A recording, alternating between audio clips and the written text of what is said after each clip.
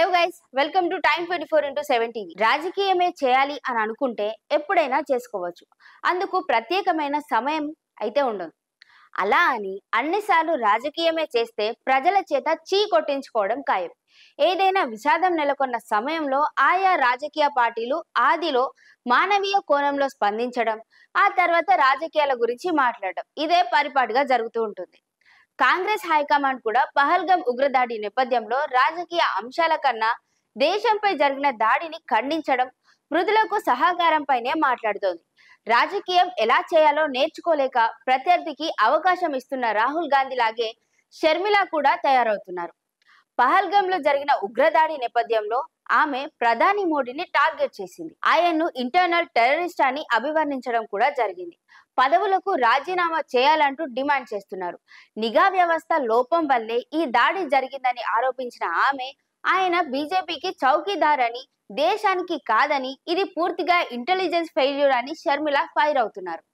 ఈ ఘటన మతం, రంగు కూడా పులుముకుంటున్న నేపథ్యంలో షర్మిల మృతుల్లో ఒకరు ముస్లిం కూడా ఉన్నారని చెప్పుకొచ్చింది. నిజానికి ఈ విషాదంతో దేశం తీవ్ర దిగ్భ్రాంతికి గురవుతుంది.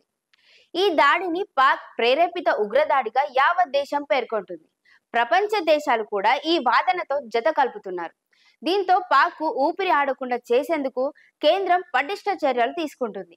సింధు నది జలాల ఒప్పందాన్ని రద్దు చేస్తూ నిర్ణయం తీసుకోవడంతో దాయాది దేశానికి ఊపిరి సల్పడం లేదు.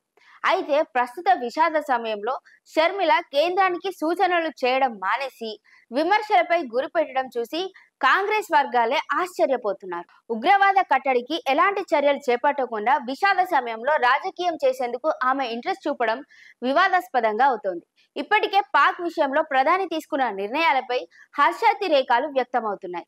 మోడీ కిలేరికి పాక్కు వాతా పెట్టాలని వాదనలు వినిపిస్తున్నాయి. వీటిని పసిగట్టకుండా కేంద్రానికి సూచనలు చేయకుండా రాజకీయమే మా విధి, మోడీని నిందించడమే మా పని అంటూ షర్మిల టార్గెటెడ్ పాలిటిక్స్ చేస్తున్నారన్న కామెంట్స్ వినిపిస్తున్నాయి.